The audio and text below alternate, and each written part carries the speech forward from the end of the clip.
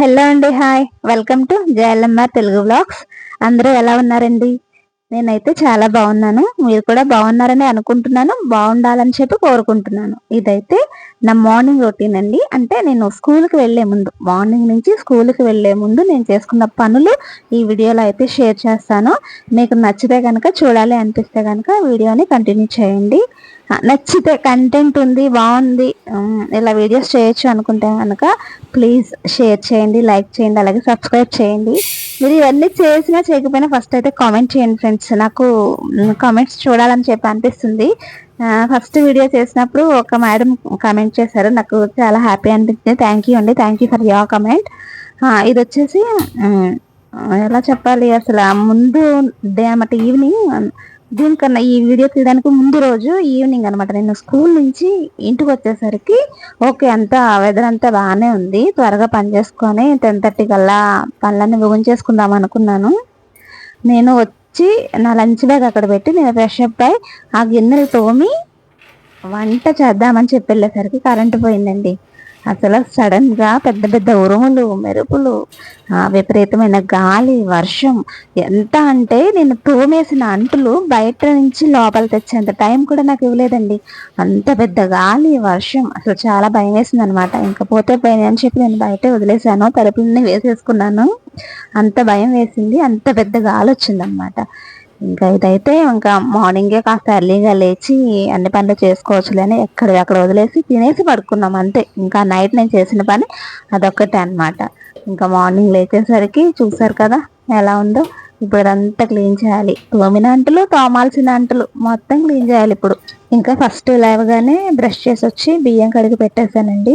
ఇంకా తర్వాత బయటకు వచ్చి ఇంకా బయట అంతా క్లీన్ చేసుకొని ఆ గిన్నెలు కూడా కడిగేసి అదంతా బయట కూడా శుభ్రంగా కడిగి ముగ్గు పెట్టేసుకుని మళ్ళీ లోపలికి వచ్చేసి ఈరోజు టిఫిన్ ఏంటంటే నా మెనూలో పెసరట్టు విత్ పల్లి చట్నీ అన్నమాట.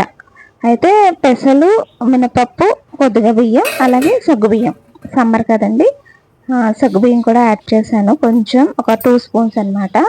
అవి నానిన తర్వాత ఒక 2-3 టైమ్స్ క్లీన్ చేసేసుకొని దానిలో అల్లం, జీలకర్ర, అలాగే కొంచెం రెండు పచ్చిమిర్చి, కొంచెం కరివేపాకు కొంచెం కాదు, ఒక గుప్పెడు. చాలా బాగుంటుందండి టేస్ట్. ఒక్కసారి ట్రై చేసి చూడండి.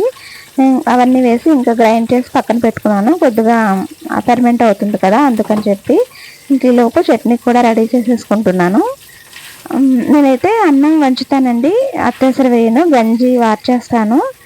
మీలో ఎంతమంది ఇలా చేస్తారో నాకు కామెంట్ చేయండి. ఇక్కడ ఇంకో విషయం ఏంటంటే, ఈరోజు పెసరట్టు అని చెప్పాను కదా, అయితే నేను ఒక టిఫిన్ ఎప్పుడు ఒకేలా చేయను. అంటే పెసరట్టు ఇంకెప్పుడు ఇలా సగ్గుబియ్యం వేసి కరివేపాకు వేసి ఇలానే చేస్తానని అలా ఏమి లేదండి. ఒక్కోసారి ఒక్కలా చేస్తాను, ఈరోజు ఇలా చేస్తున్నాను అంతే. ఇంకా లంచ్లోకి వచ్చేసి వంకాయ ఫ్రై అనమాట. వంకాయ ఫ్రై చేసి రసం పెట్టుకోవాలి. యాక్చువల్గా అది ప్లాన్. అవి చల్లారేలోపు, అంటే వంకాయ ఫ్రైలోకి మనం మసాలా అనమాట, అంటే వేరుశెనగ గుళ్ళు, జీడిపప్పు, పచ్చిశనగపప్పు, ధనియాలు, జీలకర్ర, ఎండు కొబ్బరి, అలాగే నువ్వులు, ఇవన్నీ ఫ్రై చేసి పక్కన పెట్టేసుకున్నాను చల్లారితే అని చెప్పి. ఈలోపు మార్నింగ్ పల్లి చట్నీ కోసం అని చెప్పి ఫ్రై చేశాను కదా, అవైతే మిక్సీ పట్టేశాను. ఇంకా వంకాయ ఫ్రై అని చెప్పాను కదండి, అదిగోని వంకాయలు కూడా కట్ చేసేసుకున్నాను. ఇక్కడ వరకు బాగానే అయిందండి. అసలు ట్విస్ట్ ఇక్కడే మొదలైంది. సడన్ గా ఉన్నట్టుండి కరెంట్ పోయిందనమాట. మళ్ళీ బయటకు వెళ్ళి చూస్తే గాలి, వర్షం మళ్ళీ స్టార్ట్ అయ్యాయి. ఇప్పుడు మనం కర్రీ చేయాలి అంటే దానిలోకి ఆ పొడి మిక్సీ పట్టాలి. మిక్సీ పడితే గానీ అది వంకాయ ఫ్రై అవ్వదు. సో ఇంకా కరెంట్ వచ్చిన తర్వాత చేద్దాంలే అని చెప్పేసి ఆ వంకాయల్లో కొద్దిగా సాల్ట్ వేసి ఫ్రిడ్జ్లో అయితే పెట్టేశాను. ఇంకా తర్వాత నేను లోపలికి వచ్చి బ్రేక్ఫాస్ట్ అయితే చేసేసానండి. టిఫిన్ వేసుకుని టీ కూడా పెట్టేసుకున్నాను, రసం కూడా పెట్టేశాను. అయినా కూడా పవర్ అయితే రాలేదు.